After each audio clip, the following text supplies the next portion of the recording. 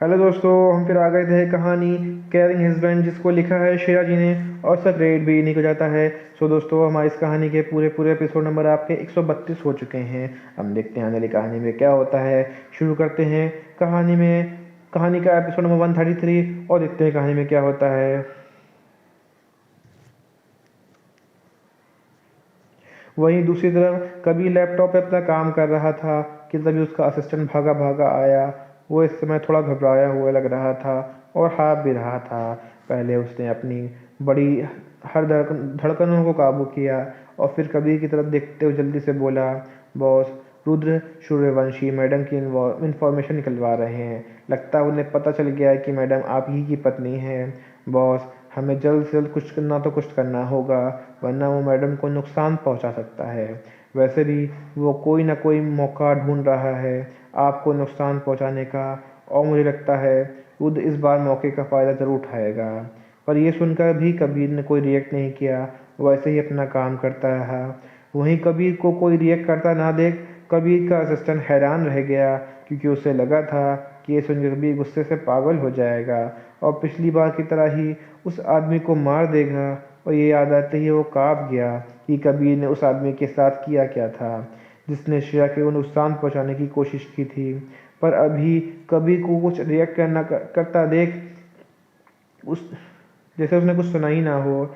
ये सोच कर कबीर का असिस्टेंट बोला, क्योंकि उसे लगा कि कबीर ने उसकी बात सुनी ही नहीं, वरना ऐसा हो ही नहीं सकता था कि कबीर इतनी बात पे कोई रिएक्ट ना करे। पर वो कुछ बोल पाता उससे पहले ही कबीर बोला, वो श्रेया के साथ कुछ नहीं करेगा। ये सुनकर कबीर का असिस्टेंट और हैरान हो गया। उसे समझ आ गया कि क्यों रुद्र श्रेया के साथ कुछ नहीं कर सकता। उसकी जहाँ तक उसे पता था, श्रेया और रुद्र आपस में कोई लेना देना नहीं था। फिर उसने कबीर से पूछा, बॉस, आपको ऐसा क्यों लगता है कि रुद्र मैडम को कुछ गलत नहीं कर सकता? ये सुनकर कबीर ने अपने असिस्टेंट की तरफ देखा और बोला, क्योंकि जब उसे श्रेया की पहचान के बारे में पता चलेगा तो वो नुकसान पहुंचाने के बारे में सोचेगा भी नहीं। हाँ, लेकिन तुम श्रेया के आसपास की सिक्योरिटी थोड़ी और बढ़ा दो, क्योंकि मैं नहीं चाहता कि रुद्र श्रेया से मिले, क्योंकि वो ये भी कभी क्योंकि ये क्योंकि वो ये कभी भी बर्दाश्त नहीं कर पाएगा कि श्रेया उसके अलावा किसी और के करीब जाए या उससे कोई बात करे। असिस्टेंट अभी भी कंफ्यूज था और कुछ और भी पूछना चाहता था, पर उसने अपने बॉस को ऐसा करने से रोक लिया क्योंकि उसे पता था अपने आप को ऐसा करने से रोक लिया क्योंकि उसे पता था कि अगर उसने इससे आगे कुछ भी पूछा तो उसे कबीर के गुस्से का सामना करना पड़ेगा, और वो कुछ भी हो जाए पर कबीर के गुस्से को नहीं झेल सकता। इसलिए कबीर का असिस्टेंट ने बस अपना सिर हिला लिया और बिना कुछ बोले वहाँ से चला गया। उसे समझ नहीं आया कि क्यों रुद्र मैडम को नुकसान नहीं पहुँचा सकता और उनकी असली पहचान क्या है। पर वो कबीर के बात से इतना तो पता चल गया था कि कबीर श्रेया को बहुत पहले से ही जानता है और ये भी जानता है कि श्रेया आखिर है कौन। वरना ऐसा कैसे हो सकता है कि कबीर जो अपने मन का मालिक है, इसका जो मन करता था वही करता था। वो अपने दादा की आखिरी इच्छा पूरा करने के लिए एक अनजान लड़की से शादी कर ले, क्योंकि जब ये बात उसको पता चली तो वो हैरान हो गया था, क्योंकि उससे अच्छा कभी कोई नहीं जान सकता है। उसे कबीर के बारे में हर छोटी से छोटी बात पता थी, क्योंकि वो सिर्फ कबीर का असिस्टेंट ही नहीं बल्कि उसका राइट हैंड भी था। वो उसका हर एक मैटर को हैंडल करता था। पर जब उसे इस बारे में पता चला कि कबीर ने अपने दादाजी की आखिरी इच्छा पूरी करने के लिए एक अनजान लड़की से शादी कर ली है, तो उसकी हैरानी का कोई सीमा नहीं थी। क्योंकि एक तो कबीर को लड़कियों से सख्त नफरत थी, और दूसरा कि कबीर को अपने मन का मालिक था। वो किसी के कहने पे कुछ भी नहीं करता था। पर अब कबीर के असिस्टेंट को सब कुछ समझ आ रहा था कि पर वो ये सब भी जानना चाहता था कि आखिर श्रेया की असली पहचान क्या है। वहीं दूसरी तरफ श्रेया बोली, रिया, तुम्हें क्या हुआ? तुम्हारा मुंह क्यों उतरा हुआ है? ये सुनकर रिया बोली, बस बहुत हो गया, अब मैं और ये बर्दाश्त नहीं कर सकती हूँ। ये सुनकर श्रेया कंफ्यूज हो गई और क्या बहुत हो गया, और क्या तुम बर्दाश्त भी नहीं कर सकती? ये सुनकर रिया बोली, क्या कितने दिन हो गए हैं हम कहीं बाहर नहीं गए, और जब मैं तुम्हें चलने को बोलती हूँ तुम मना कर देती हो। ये सुनकर श्रेया को याद आया कि हाँ, उसे और रिया को साथ में बाहर गए कितने दिन हो गए। पिछले कुछ दिनों से तो उसने उसके साथ ऐसा कुछ हो गया है कि उसने सब बात पर ध्यान ही नहीं दिया। फिर श्रेया बोली, ऐसी कोई बात नहीं है, वो बस मुझे इतने दिनों में टाइम नहीं मिला, और वैसे भी तुमने सही कहा, कितने दिन हो गए कि हम कभी साथ में बाहर नहीं गए। ये सुनकर रिया खुश हो गई और जल्दी से श्रेया का हाथ पकड़ लिया। उसे बाहर ले जाते हुए बोली, फिर चलो कहीं चलते हैं। ये सुनकर श्रेया बोली, हाँ पर कहाँ?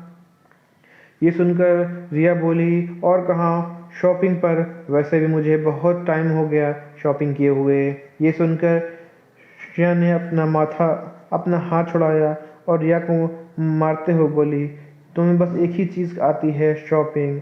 अगर तुम शॉपिंग पे जाना है तो मैं नहीं जाने वाली तुम्हारे साथ शॉपिंग पर। तुम्हें पता है ना, मुझे इसमें कोई इंटरेस्ट नहीं है। ये सुनकर रिया मुंह बनाते हुए बोली, ठीक है बाबा, नहीं जाते, लेकिन सच में तुझे तो कभी कभी शक हो मुझे तो कभी कभी शक होता है कि तुम एक लड़की भी हो या नहीं। मतलब तुम्हारे अंदर लड़कियों वाली कोई गुण नहीं है। ना तुम्हें शॉपिंग करना पसंद, ना ही तुम्हें सुंदर से तैयार होना, मेकअप करना पसंद। ये सुनकर श्रेया बोली, ऐसा कहाँ लिखा है कि अगर आप लड़की हैं तो आपको शॉपिंग और मेकअप ही पसंद हो। और वैसे भी मुझे ये सब पैसे की बर्बादी लगती है, और हम भी कितनी मेहनत करके पैसा कमाते हैं, और तुम चाहती हो कि मैं उन्हें इस तरह फालतू की चीज़ों में उड़ा दूँ? कभी नहीं। ये सुनकर रिया ये सुनते ही रिया श्रेया को चिढ़ाते हुए बोली, क्या बात है भाई, तुम्हारे भाई की ये सुनकर रिया मुंह चढ़ाते हुए बोली, क्या बात है भाई, तुम्हें भाई के पैसे की बहुत चिंता हो रही है। ये सुनकर श्रेया जल्दी से बोली, क्यों नहीं होगी, तुम्हें पता भी है वो कितनी मेहनत करते हैं इन्हें कमाने के लिए। ये बोल कर वो एकदम से चुप हो गई। उसके गाल शर्म से लाल हो गए।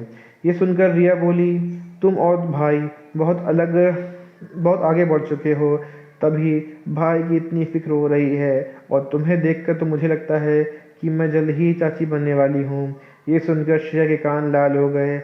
वो रिया को मारते हुए बोली, क्या बकवास कर रही हो, क्या तुम्हें भी शर्म नहीं आती? ये सुनकर रिया अपने कमर पे हाथ रखते हुए बोली, मेरी बिल्ली मुझी से मियाओ, तुम भूल रही हो कि जब तुम्हारी भाई से शादी हुई थी तो तुम्हें इन सब के बारे में कुछ नहीं पता था। ये मैं ही थी जिसने तुम्हें बताया था कि एक पति और पत्नी के बीच का रिश्ता कैसा होता है, और उनके बीच में क्या क्या होता है। तब तो तुमने बिल्कुल भी शर्म नहीं आई थी, अब देखो शर्मा कैसे रही हो। ये सुनकर श्रेया ने अपने कान पे हाथ रख लिए और बोली, उससे मुझे इस बारे में पता नहीं था, पर पता है ना, इसलिए अब बस तुम चुप हो जाओ और मैं और नहीं सुन सकती। ये सुनकर रिया श्रेया को परेशान करते हुए बोली, बताओ ना, तुम्हारे और भाई के बीच हुआ क्या है? क्या तुम लोगों ने वो सब कुछ कर लिया? बोलो ना यार, अब मुझसे भी क्या शर्माना, तुम तो मेरी बेस्ट फ्रेंड हो ना, बोलो ना। ये सुनकर श्रेया बोली, प्लीज़ चुप हो जाओ, और वैसे भी अभी तक ऐसा कुछ नहीं हुआ है। ये सुनकर रिया ज़ोर से चिल्लाते हुए बोली, क्या? यहीं पे कहानी का एपिसोड नंबर आपका 133 कंप्लीट होता है। तो दोस्तों, आपको एपिसोड नंबर 133 कैसा लगा, हमें कमेंट करके ज़रूर बताइएगा। कहानी का कोई ऐसा अंश ऐसा भाग जो आपको समझ में ना आया हो, आपको और पता लगा हो, तो भी हमें कमेंट करके ज़रूर बताइएगा। कहानी अच्छी लगी तो उसको लाइक कीजिएगा, शेयर कीजिएगा, चैनल को सब्सक्राइब कर लीजिएगा, ताकि आपको हमारे आने वाली अगली वीडियो तक आसानी से पहुँच सके। तो दोस्तों, हम फिर मिलेंगे एक नई वीडियो के साथ, एक नए एपिसोड के साथ।